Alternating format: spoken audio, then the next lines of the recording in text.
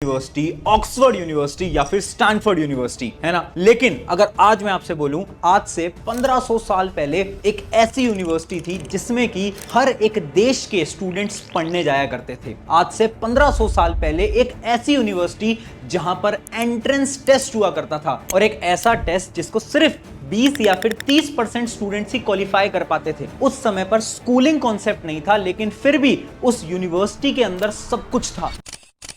यानी वहां पर एक स्टूडेंट एस्ट्रोनॉमी से लेकर फिजिक्स तक, मैथमेटिक्स से लेकर डिटेल्ड साइंस तक सब कुछ पढ़ सकता था। एक ऐसी यूनिवर्सिटी जहां की लाइब्रेरी 9 फ्लोर ऊंची थी और इतनी किताबें कि एक इंसान तो अपनी पूरी जिंदगी में पढ़ भी ना पाए। एक ऐसी यूनिवर्सिटी जहां पर एजुकेशन को रटाया नहीं जाता था, बल्कि एजुकेशन को चैलेंज करना सिखाया जाता था। और सबसे शॉकिंग बात यह है ना कि वो यूनिवर्सिटी कहीं और नहीं थी, वो इंडिया के ही एक ऐसे स्टेट के अंदर थी जो स्टेट आज के समय पर इंडिया की लोएस्ट लिटरेसी रेट के अंदर आता है। हां, मैं बात कर रहा हूं नालंदा यूनिवर्सिटी की। एक ऐसी यूनिवर्सिटी जो कि आज से 1500 साल पहले बिहार, इंडिया के अंदर सिचुएटेड थी। एक ऐसी यूनिवर्सिटी जिसके किस्से हर एक देशवासियों को पता थे। लेकिन यहां पर सोचने वाली बात यह है कि आखिर कैसे एक रात में वो यूनिवर्सिटी गायब हो गई, कैसे उस यूनिवर्सिटी को जला दिया गया, और आखिर क्या था उसका सच। आज समझेंगे डिटेल के अंदर the real story of Nalanda university. Nalanda वो जगह है कि जहाँ भगवान बुद्ध खुद आके बैठते थे। कि एकम समयम भागवा नालंदायम विहारादि पावारी गांबरवने। आज नालंदा का ज्ञान जलकर राख हो जाएगा। आज नालंदा को नष्ट कर दिया है। अब कोई भी यह ज्ञान वापस नहीं पा सकेगा।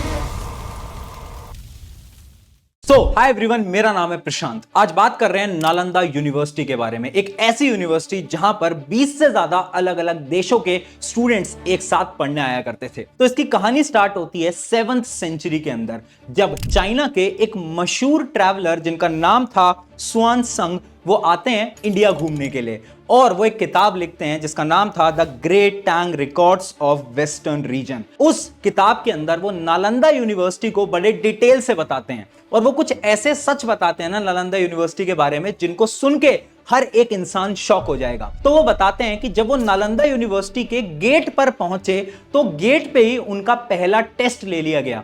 यानी जो गेट पे गेट कीपर्स खड़े होते हैं, जिनको हम द्वारपाल बोलते हैं, उन्हीं द्वारपाल ने उनका ओरल यानी वाइवा टेस्ट ले लिया। अब आपको लग रहा होगा कि आखिर एक द्वारपाल टेस्ट कैसे ले सकता है, तो वो कोई नॉर्मल द्वारपाल नहीं थे, वो होते थे वहां के स्कॉलर्स, जो कि बहुत सारे लोगों का गेट पे ही टेस्ट ले लेते थे, और उनमें से सिर्फ 20 से 30% लोगों को अंदर एंट्री दिया करते थे। उनके बाद एक और चाइनीज ट्रैवलर जिनका नाम है यीजिंग, वो भी आते हैं इसी यूनिवर्सिटी के अंदर, और वो अराउंड 10 से 20 साल इसी यूनिवर्सिटी के अंदर बिताते हैं। और वो ये बताते हैं कि नालंदा यूनिवर्सिटी का जो एजुकेशन सिस्टम है ना, वो एकदम डिफरेंट है। यानी उस समय पर कोई भी स्कूलिंग सिस्टम कहीं पर भी स्टैब्लिश नहीं हुआ था, लेकिन नालंदा यूनिवर्सिटी का सिस्टम बहुत ज्यादा यूनिक था अगर हम किसी से भी कंपेयर करें तो।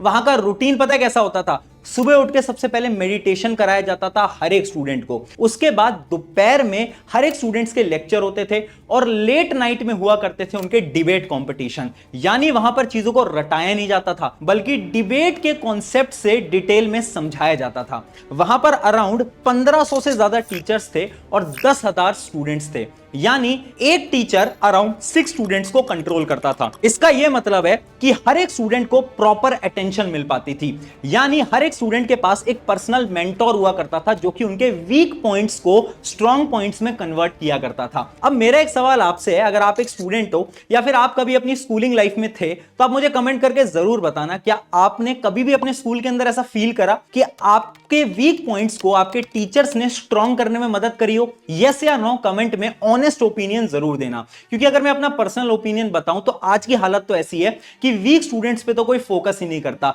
सिर्फ टॉपर स्टूडेंट पे फोकस किया करते हैं। लेकिन नालंदा यूनिवर्सिटी में ऐसा बिल्कुल भी नहीं था। इवन आज जहां पर हमें सब्जेक्ट्स को चूज करना पड़ता है, उस समय पर एक स्टूडेंट कुछ भी पढ़ सकता था। यानी एस्ट्रोलॉजी से लेकर फिजिक्स तक, फिजिक्स से लेकर मैथमेटिक्स तक, आपको जो भी पढ़ना है वो आप उस यूनिवर्सिटी में पढ़ सकते थे। सिर्फ इतना ही नहीं, एक ऐसा सच बताया ना यीजिंग ने जो कि हर एक इंसान को शॉक कर देगा। और वो सच ये है ना कि वहां की लाइब्रेरी 9 फ्लोर्स ऊंची थी, यानी उसके अंदर हजारों मैन्युस्क्रिप्ट्स थे, कई वैदिक किताबें, कई मैथमेटिक्स की किताबें और कई एस्ट्रोलॉजी की किताबें। यानी वो लाइब्रेरी नहीं थी, वो एक पूरा का पूरा नॉलेज का ब्रह्मांड था। अब सवाल ये आता है कि आखिर इतनी एडवांस यूनिवर्सिटी बनाई किसने, और अगर जिसने भी बनाई तो यूनिवर्सिटी अचानक से इस दुनिया से गायब कैसे हो गई। तो इसके लिए आपको समझना पड़ेगा the history of Nalanda university. अब नालंदा यूनिवर्सिटी का जो नाम है ना, अगर आप शब्दों पे गौर करोगे, यानी ना, आलम और दा, इसका मतलब होता है the unstoppable flow of knowledge. अब इसकी जो स्थापना करी गई थी वो एम्परर अशोका द्वारा करी गई थी। एक स्तूपा बनाया था इसी जगह पर। अब जब वो स्तूपा बना उसके बाद से वहां पर बहुत सारे मेडिटेशन सेंटर्स आकर ओपन हो गए, और उसके बाद कई बुद्धिस्ट स्कॉलर्स वहां पर आते जाते रहते थे, यानी नॉलेज का केंद्र तो वो ऑलरेडी बन चुका था। लेकिन उसके कुछ सालों बाद इसका स्टार्ट होता है गोल्डन पीरियड, जब कुमार गुप्ता वन एक डिसीजन लेते हैं कि यहां पर वो एक पूरी की पूरी यूनिवर्सिटी बनाएंगे और वो इस जगह को ग्लोबल लर्निंग सेंटर बना के ही छोड़ेंगे। तो फिर वो क्या करते हैं कि बहुत सारी क्लासरूम्स बनाते हैं, पूरा इंफ्रास्ट्रक्चर बनाते हैं, बहुत सारी मोनेस्ट्रीज बनाते हैं और एक ऐसी लाइब्रेरी बनाते हैं जो कि एक सेंटर पॉइंट बन जाता है इस पूरी यूनिवर्सिटी का। फिर क्या था, सारे देश के अंदर एक खबर पहुंच चुकी थी और सारे देश के स्कॉलर्स यहां पर पढ़ने आते थे या तो पढ़ाने आते थे, और ऐसे ही ये सिलसिला चलता गया और अगले 700 साल तक नालंदा यूनिवर्सिटी का नाम पूरे देश के अंदर फैल चुका था। लेकिन फिर शुरू होता है the destruction of Nalanda university. 12th century के अंदर एक टर्किक जनरल थे जिनका नाम था खिलजी, जो कि मगध यानी बिहार वाले जो रीजन में थे ना, वहां पर अपने मिलिट्री ऑक्यूपेशंस कर रहे थे, अलग अलग गांव में जा रहे थे, अलग अलग चीजों को ढूंढ रहे थे और जो भी उन्हें मिल रहा था उस सबको वो लूट रहे थे। क्यों? क्योंकि उन्हें अपने रीजन को एक्सपैंड करना था। अब एक बहुत फेमस स्टोरी है खिलजी की जो कि बहुत लोग बताते हैं और आपने भी कहीं ना कहीं शायद सुनी होगी। तो एक बार होता क्या है कि ये जो खिलजी हैं ये बहुत ज्यादा बीमार पड़ जाते हैं। अब ये अपने बड़े बड़े हकीम को बुलाते हैं ठीक करवाने के लिए, लेकिन कोई भी हकीम इनकी बीमारी का इलाज नहीं कर पाता। अब वो इतने ज्यादा परेशान हो जाते हैं कि वो अलग अलग लोगों से राय मांगने लगते हैं कि आखिर मैं क्या करूं। तो एक इंसान उनको ये राय देता है कि आपको क्या करना चाहिए कि आपको नालंदा यूनिवर्सिटी के आयुर्वेदाचार्य जी को बुलाना चाहिए और वही आपको ठीक कर पाएंगे। अब खिलजी इसके लिए एकदम मना कर देता है, लेकिन वो कुछ दिनों बाद ये बोलता है कि ठीक है हम उन्हें बुला तो लेंगे, लेकिन मैं उनके हाथों से कोई भी दवा अपने अंदर नहीं लूंगा।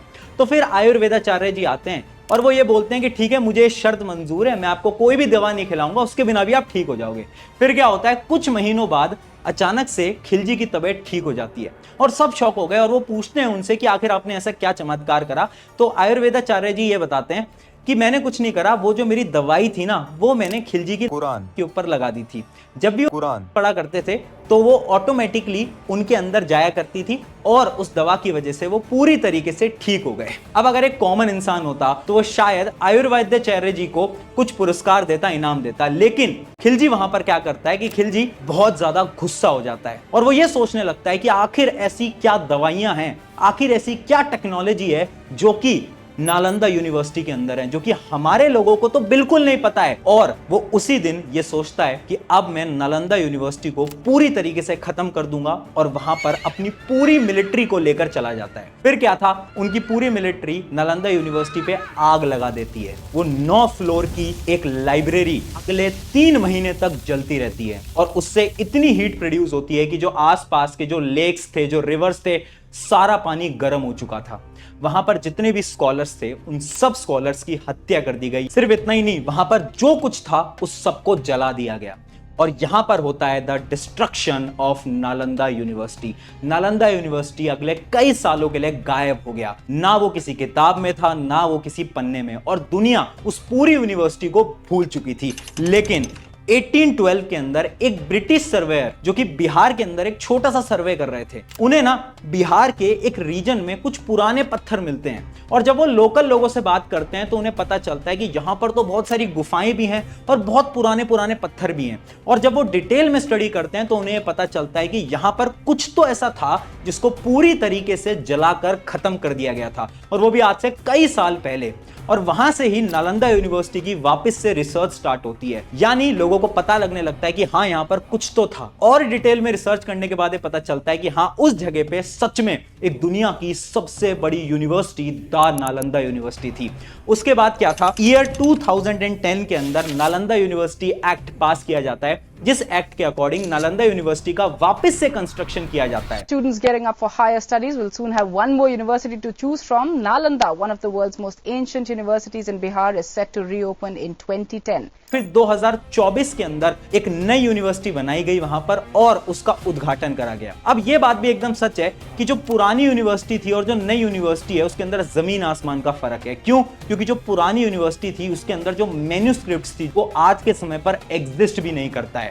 लेकिन यहां पर सोचने वाली बात है कि अगर इमेजिन करो वो जो पुरानी इतनी सारी किताबें थी, वो सारी किताबें अगर आज भी एग्जिस्ट करती तो इंडिया का वही रीजन जो कि आज के समय पर लोएस्ट लिटरेसी रेट के ऊपर है, बिहार, वो शायद आज के समय पर हाईएस्ट लिटरेसी रेट पे होता। और वही रीजन साइंस, टेक्नोलॉजी, एजुकेशन को पूरे कंट्री के अंदर एंड इवन पूरे वर्ल्ड के अंदर एक्सपोर्ट कर रहा होता है ना। एकदम सोचने वाली बात। इस चीज से हमें यह समझ में आता है कि एजुकेशन को जलाया तो जा सकता है लेकिन उसे कभी भी मिटाया नहीं जा सकता। आपके क्या कमेंट्स हैं जरूर मुझे बताना। और नालंदा यूनिवर्सिटी एक ऐसी यूनिवर्सिटी है जिसके बारे में हम सभी को पता होना चाहिए, तो इस वजह से अपने दोस्तों के साथ, अपने फैमिली के साथ इस वीडियो को जरूर शेयर करना। शुक्रिया एवरीवन, मेरा नाम है प्रशांत, मिलते हैं किसी नेक्स्ट वीडियो के अंदर।